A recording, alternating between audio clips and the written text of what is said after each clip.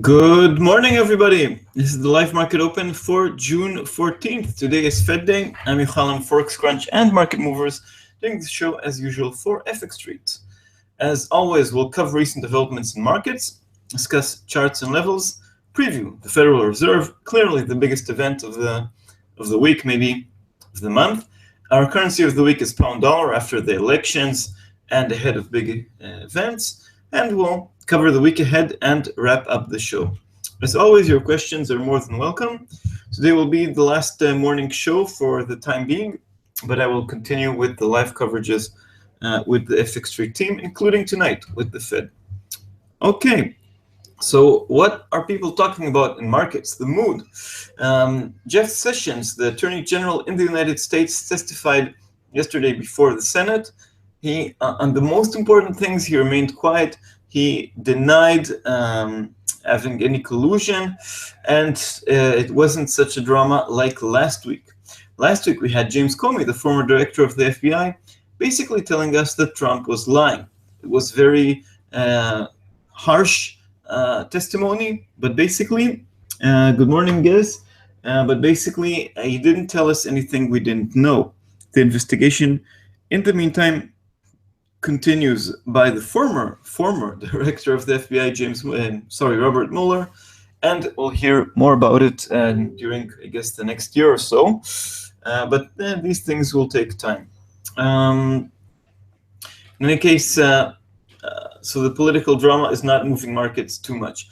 In the Eurozone, we had last week another big event, the ECB. So the ECB removed the downside risks and also told us that they will not push rates to even lower levels. So this was a hawkish shift. Okay, this was more of a move to that was positive for the euro, but it was already fully priced in. On the other hand, we were told that that the inflation forecasts are no lower.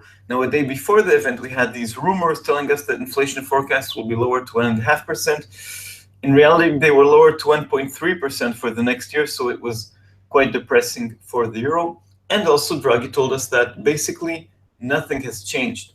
So that hurt the euro. Again, after the fall, we're back. Euro dollar continues hugging the 112 level, so it wasn't a devastating blow. Okay. Good morning, Ed. Good morning, everybody. If you cannot see or hear, should refresh. Okay. Write that down. Yeah. Okay. What other events do we have in the markets? We talked about the political stuff in the United States. We talked about the ECB.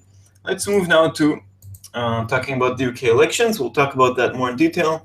They resulted, you already know that, in a hung parliament. The Conservative Party did not achieve a majority. They're now in talks with a small and reactionary party from Northern Ireland to form a government. Why is the pound rising after the big fall? There are some hopes for a softer Brexit. A softer Brexit is what the Labour Party wants, and the Labour Party gained a lot of ground. It performed better than expected. Some see the result as reflecting Brexit, although Brexit was not so much on voters' minds. And also the Europeans are opening the doors to a softer Brexit. We heard from French President Emmanuel Macron, from German Finance Minister Wolfgang Schäuble. So that's interesting as well. In Canada, the Bank of Canada shifts to a hawkish bias. That was a surprise. That was not expected. And that sent the Canadian dollar higher. We'll look at the charts quite soon. And of course, there's tension ahead of the Fed. We'll preview that in detail very shortly. Let's talk about a few data points. Yesterday, we had UK inflation jumping more than expected to 2.9%. That was behind the recovery in the pound. So pound dollar is already closer to 128. Japanese GDP last week was downgraded to 0.3, but as always, or almost always, we haven't seen any impact from Japanese data on dollar yen. Dollar yen is mostly about the dollar. In China, exports and imports were on the rise. That's good news. Industrial output was as expected. So the most recent Chinese data is okay. We had 2-3 weeks ago a soft patch. And we're, of course, worried about credit issues there, but things are stable at the moment. Oil inventories, they're on the rise. The oil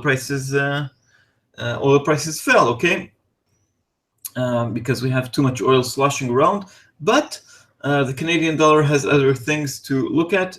Jobs, for instance, they beat expectations with 54.5 thousand jobs gained, and as I mentioned, the bias of the Bank of Canada is more hawkish. In the US, we didn't have too many pieces of information. We have jobless claims very steady at 245, and we had the PPI producer price index at 0.2 as expected. We have bigger, more important figures today. But before we look at today's figures, let's look at the charts. This is our technical segment for major currency pairs in the middle of June, ahead of the Fed in this case. So here we are. Euro dollar, let's zoom out, currently 112.17. If we zoom out to the daily chart, we reached a peak here. If you want to double top at 112.84, just under 113, which was the high seen in the US elections. Above that, we have 113.60 and 114.20. To the downside, we have 111.60 and 111 at the moment. Further support, 110.25, 109.50, and the post-French elections low of 108.20. Then I have a comment here from Ed before we move to the next currency. Ed says Germany wants a stronger euro, but the ECB wants a weaker. So we have a range, for a wide range for a long time until some bad news on Europe. Yeah, but if you look at the euro dollar chart since the beginning of the year, the trend is to the upside. So maybe Germany gets what it wants, but it's mostly the economic situation that really has improved in the Eurozone. Political situation is more stable in the Eurozone now, so there are good reasons to see the euro rising. Currently, we're in a range, but the trend since the beginning of the year, higher lows, higher highs, okay? Let's move on to pound dollar. Here we have much more drama of late. So here's the reaction to the British elections. We were close to resistance over there at 129.80. Boom, we fell all the way to 126.40. I still see support at a lower level at 126.15.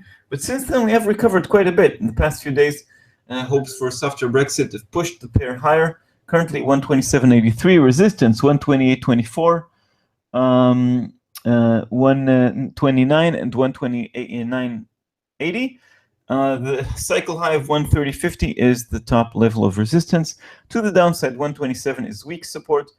Further support, 126.15, 125, and 124.15. Let's continue. Yeah, we have elections in Germany in September, but I don't think it's a big risk because Merkel has a big lead, and even if Schulz wins, he's also pro-European, so it's not such a drama, in my opinion. Anyway, dollar yen. Here we are, dollar yen, currently around 110.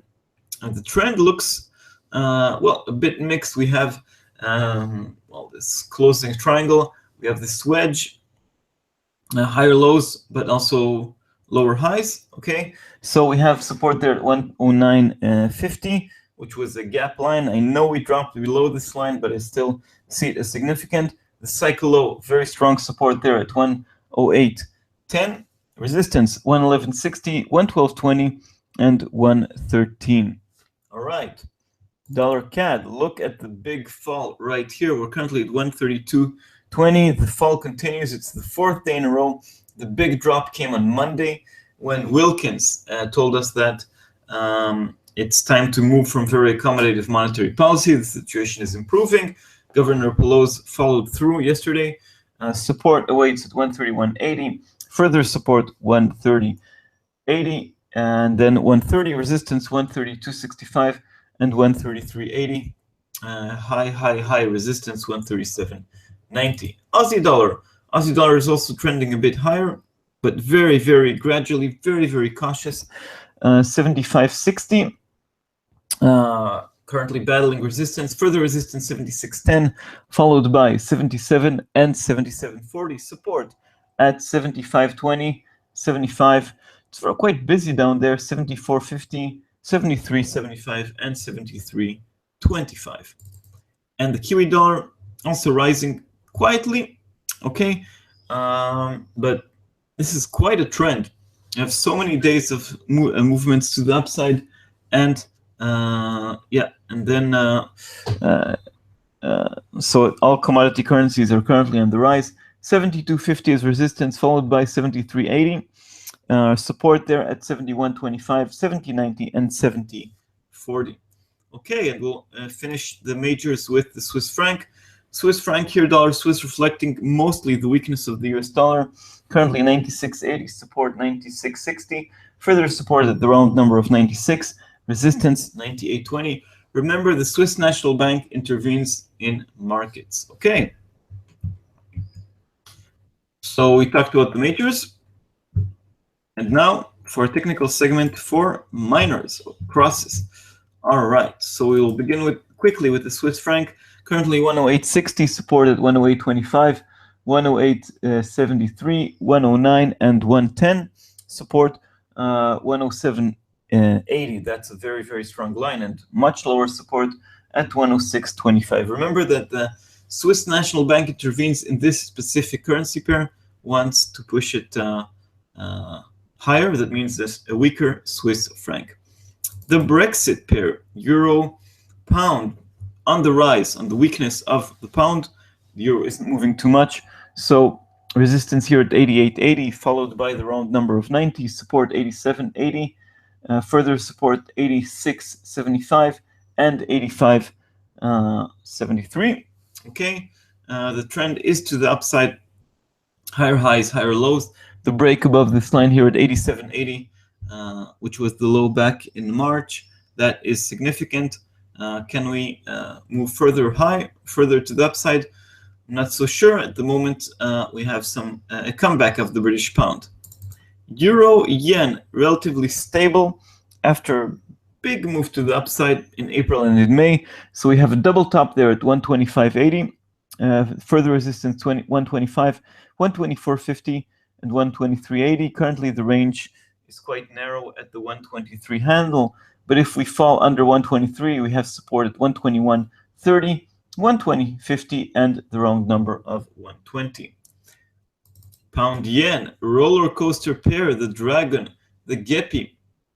So we already made a move to the upside, faced resistance here at 148, dropped well, gradually and sometimes not so gradually. Support was found at 138.60, which was also a line of support back in February.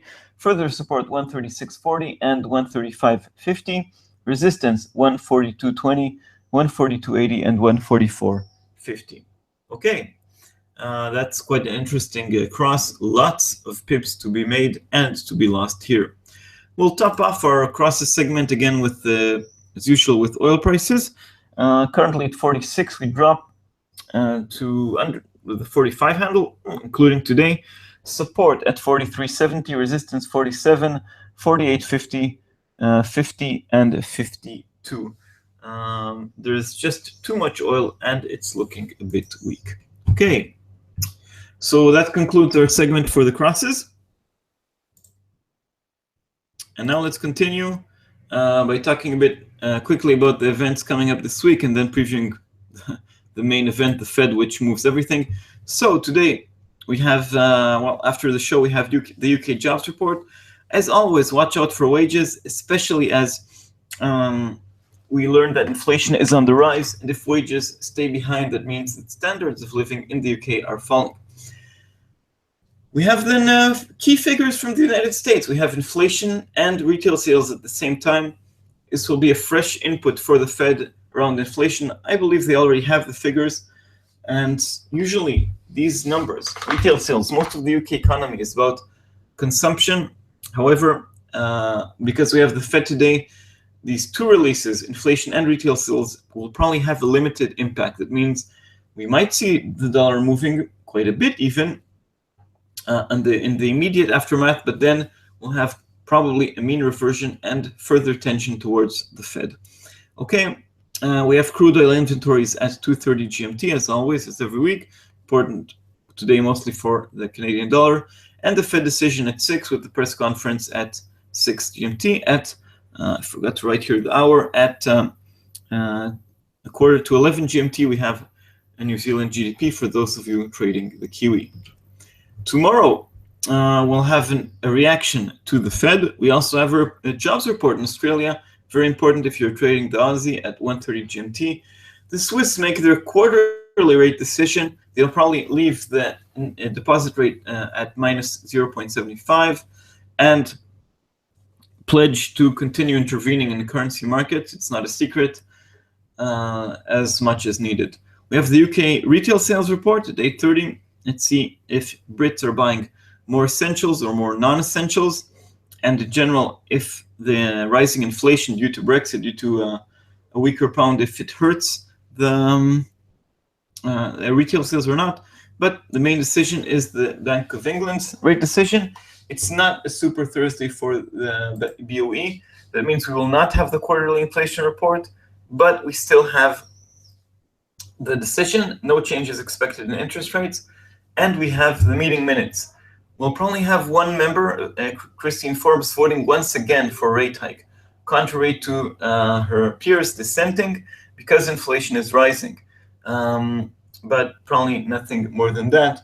We'll talk a bit more in detail about that in the Bank of England. Sorry, in the currency of the week in our pound. We also have the US jobless claims, the New York and Philly manufacturing indices, import prices. Then we have industrial output. But most of the action tomorrow in the dollar will be, again, a reaction to the Fed.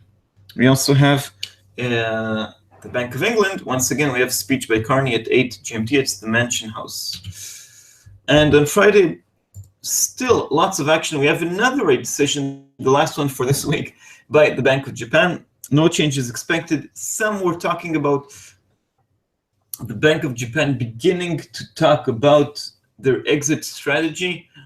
The Bank of Japan buys a lot of bonds. They maintain the 10-year yield at 0. That's their most recent policy change made in September. I don't think we'll have a big change now. We have the final European inflation figures, building permits and housing starts from the US. Maybe 2 days after the Fed, these figures will have an impact, or at least the consumer confidence figure from the University of Michigan on,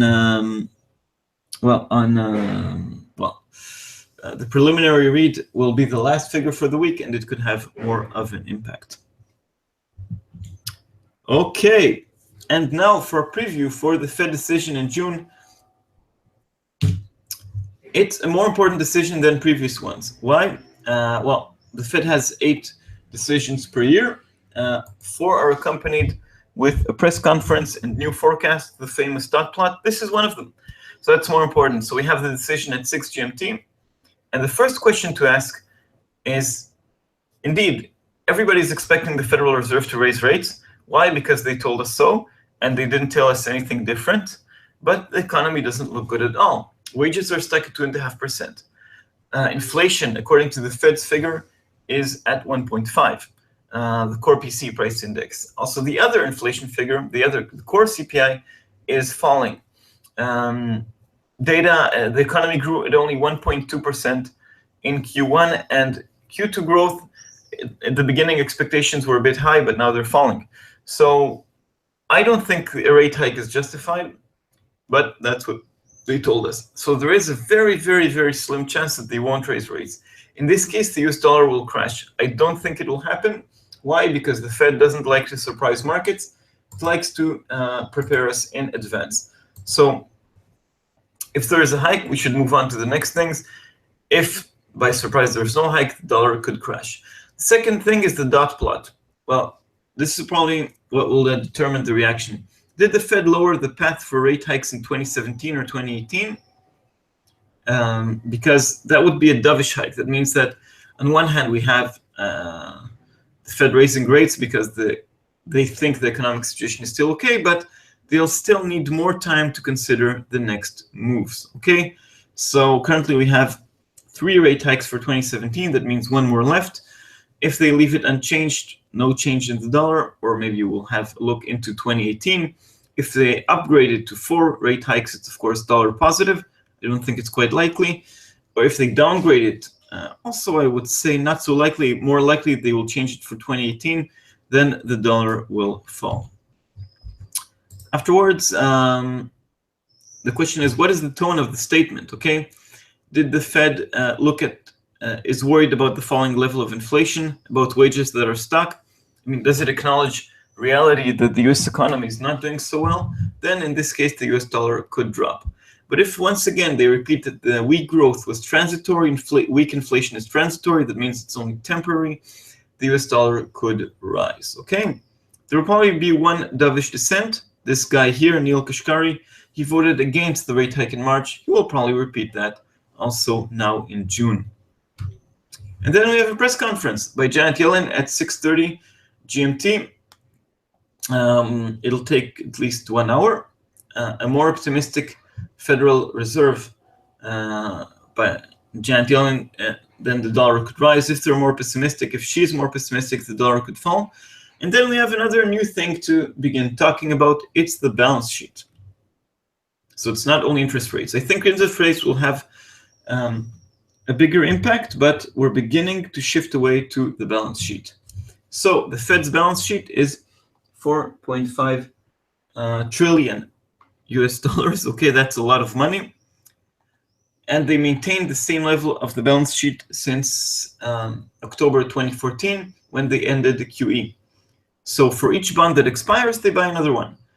There is some talk, well, the Fed began telling us that in the second half of 2017, they'll begin reducing it. But they'll probably go as gradual as possible. They don't want another taper tantrum. There'll probably be a lot of market preparation. So if we'll have a very smooth message that they're going to begin discussing it, they lay it out, and they'll move very slowly, I don't think it'll move the US dollar, at least not now. In any case, you'll begin hearing more and more about quantitative tightening. So it's the opposite of quantitative easing. That means the Federal Reserve is not printing new money. On the contrary, they're pulling money out of the system. Okay, but again, this will probably be very slow and will not boost the dollar too much. Another thing to watch out for is that the initial reaction will be on the decision, then the dot plot, then the statement. And another thing to mention is forecasts for growth and inflation. They aren't expected to change too much. Then we'll have another reaction to Janet Yellen's press conference.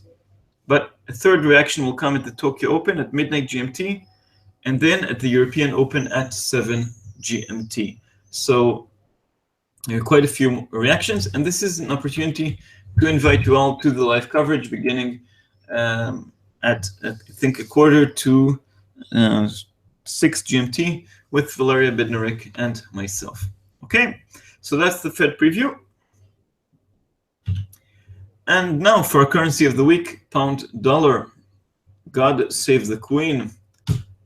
First and foremost, the elections. So on Thursday night, there were exit polls. They told us no majority for the Conservative Party. Remember that Prime Minister Theresa May went to the elections in order to enlarge her majority, to have a stronger hand in the Brexit negotiations, a stronger hand against her Brexiteer peers in the Conservative Party. She expected to enlarge her majority from 330 seats to 350, 360, 400. The end result was only 318, okay, under 326 needed for a majority. The pound fell immediately. However, the Labour Party gained less seats, only 262, and May can still form a government. There are negotiations between the Conservative Party, led by still Prime Minister Theresa May, and a party called the Democratic Unionist Party in Northern Ireland. They have only 10 seats. They are like the Republican Party in the United States, climate change deniers, anti-abortion, anti-gay rights, something that is out of the mainstream in most of the UK. So anyway, there's a question for how long will she cling to power, because the knives are out. People like Boris Johnson are worried, okay? So the pressure continues on the pound. On the other hand, well, yeah, so there were reports yesterday that they reached a deal, but it's not certain at the moment. And there's also criticism about this deal. And there are other people pulling in different directions. David Davis, the Brexit minister, is talking about a hard Brexit. On the other hand, in Scotland, the Conservative Party, the Tories, they won 12 new seats, and they want a softer Brexit. Okay. Next Monday, we're expecting the Queen's speech, which means the vote of confidence for the government. And then also the Brexit negotiations, everything to begin on the week of June 19th. But if we don't have a government, everything can be delayed. We need a stable government in the UK for the pound to rise, and we need a softer Brexit. So rating agencies already warned about Britain. If we have new elections, if there's no deal with the DUP, if the knives are out on Theresa May, we could have new elections. They could delay everything. But a government led by opposition leader Jeremy Corbyn, leader of the Labour Party, could provide a soft Brexit. Again, we heard from the German finance minister Schäuble and French President Macron that the door is open for the UK to regret Brexit. Next big event, we also have economic figures. We have the jobs report today. Watch out for wages. We have retail sales tomorrow. The Bank of England, here, Mark Carney in the picture here, biting his fingernails. He has a big dilemma to raise rates and to battle inflation. Okay, because if we have higher interest rate, then we have a stronger pound. Stronger pound, that means that imported goods are cheaper and inflation will fall. The standards of living will rise. But on the other hand, the economy is weakening. At least in the first quarter, it grew by only 0.2%. And you would like to leave the rates unchanged in order to support the economy. For tomorrow, the bigger question is, did Forbes change your mind on raising rates? That will be the immediate reaction. Okay. All in all, for the pound, markets are mostly interested in Brexit. Soft Brexit, good for the pound. Hard Brexit, bad for the pound. Ongoing uncertainty is, of course, bad. Any kind of delays on Brexit negotiations and the vote of confidence are bad for the economy and for inflation. Okay, so that's our pound dollar special for this week, our currency of the week. Before we move on, I see here a few questions. Question here from Naren Patel. I mainly trade E-minis, S&Ps, which has been on a bullish run since price broke out and stayed above 2,400. And Naren says, I've noticed the impact on markets from interest rates rise does not seem to affect it as much as in the past, only currencies. Yeah, so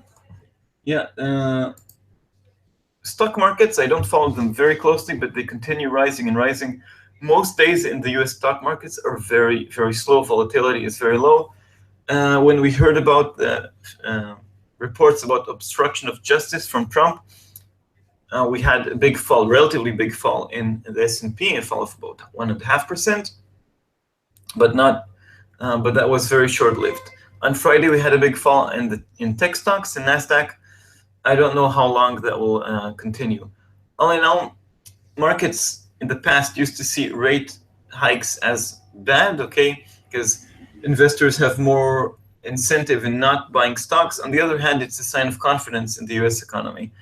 So as long as the Fed doesn't surprise markets, I'm not sure we'll have a big impact on stocks. The Fed likes to give us a lot of forward guidance, not surprises. So if they don't raise rates today, that could be a shock for the markets. And that could have a bigger impact on stock markets, but they're probably going to raise rates and provide a very balanced message, and stock markets are unlikely to jump or crash, okay? Another question from Abdullah. What will happen to pound dollar? As I said, a lot depends on Brexit. If we have a soft Brexit, that's good for the pound. And now there's, this morning at least, talk about a soft Brexit because the hard Brexit line that Theresa May put out was rejected by the public. I just think the public was not interested that much in Brexit. But in any case, we're currently seeing a recovery. But if we don't have a government, if we have more uncertainty, it's bad for the pound. That's the general thing. Okay, now let's preview next week. This is a preview for the week of June 19th to June 23rd. On Monday, nothing much. In general, it's a lighter week than beforehand. On Tuesday, we have the Australian meeting minutes. Let's see if they're also more optimistic about the economy, or will they try to push the Australian dollar lower after it gradually moved up from the lows. We have the US current account. Not a big market mover, but because we don't have too many important figures next week, this could be a mover. For those trading the Kiwi, we have the biweekly milk auction on Tuesday as well. On Wednesday, well, today was our last show. Anyway, we have the US existing home sales, oil inventories like every week, and the rate decision from New Zealand. In New Zealand, no changes expected in interest rates. Last time they were a bit more dovish. This time, maybe they'll be a bit more hawkish. In any case, no change is expected until the end of the year. On Thursday, we have Canadian retail sales and US jobless claims like every week. For Canada, this could be an extension of the trend to the upside. And on Friday, another key Canadian figure, Canadian inflation. Also have purchasing managers indices from the Eurozone and US new home sales. This could be a key mover because it's the last event of the week and because there is a good correlation between sales of new homes and the wider economy. Okay, so that's the preview for next week. A relatively light week, also an opportunity for markets to reflect on everything that has happened in the past few weeks. So that's the Fed decision today, of course, the ECB, the UK elections, developments in Europe, oil prices, everything, okay? Yeah, so now let's wrap up the show and also say goodbye for the time being. So this is the live market open for June 14th, the wrap up. Big events in markets is politics has less of an impact. Both Comey and Sessions didn't tell us things we didn't know. The story is always lurking in the background. Markets fear, of course, that if Trump is in trouble, then he cannot enact his growth agenda and the dollar falls. It's already mostly priced in. There's already a big disillusion from Trump. In the Eurozone, the ECB more or less kept it balanced, pushed the euro initially lower, but it didn't last too long. So they're more optimistic on growth, but less on inflation. The bigger story is on the other side of the channel with the UK elections. They resulted in a hung parliament. There are coalition negotiations, and which are currently very uncertain. But on the other hand, we have hopes for a softer Brexit. Another big mover is the Canadian dollar, and they shifted to a hawkish bias. Dollar CAD fell a lot.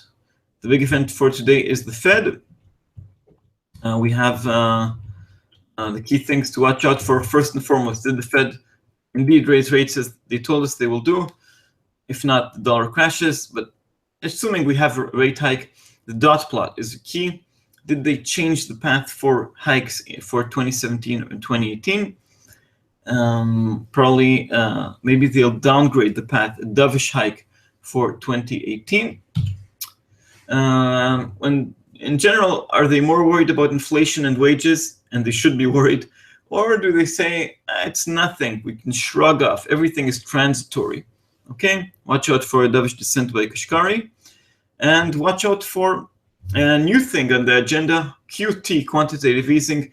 Will they change their their 4.5 trillion balance sheet and begin talking about it? I believe they'll do it as slowly as possible in a way that will minimize market impact.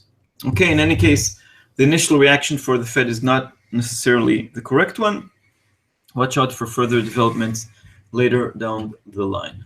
Okay, let's take a quick look at the charts before we, and this is the chance for rate hike according to bond markets, 96%. And let's take a quick look at the charts. Euro dollar not going anywhere fast, current range 111.60 to 112.84. Pound dollar rising on hopes for a softer Brexit, resistance 128.25, 129, support 127, 126.15. Dollar yen hugging the 110 level, low support at 108.10, resistance 111.60. Dollar CAD impressive moves, tackling already the 132 level, support 131.80 and 130, resistance 132.65 and 133.80. Aussie dollar on the move to the upside, next resistance 76.10 and 77, support 75. Kiwi dollar also on the move to the upside, 72.40 at the moment, resistance there at 72.50 and 73.80, support at 71.25. Okay. So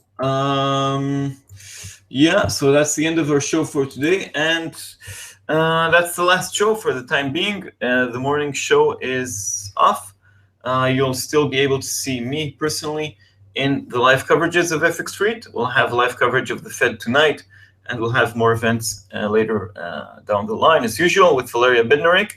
It was always a pleasure doing the show, receiving your questions. Show has been going on since, I think, September 2015, so it's nearly 2 years.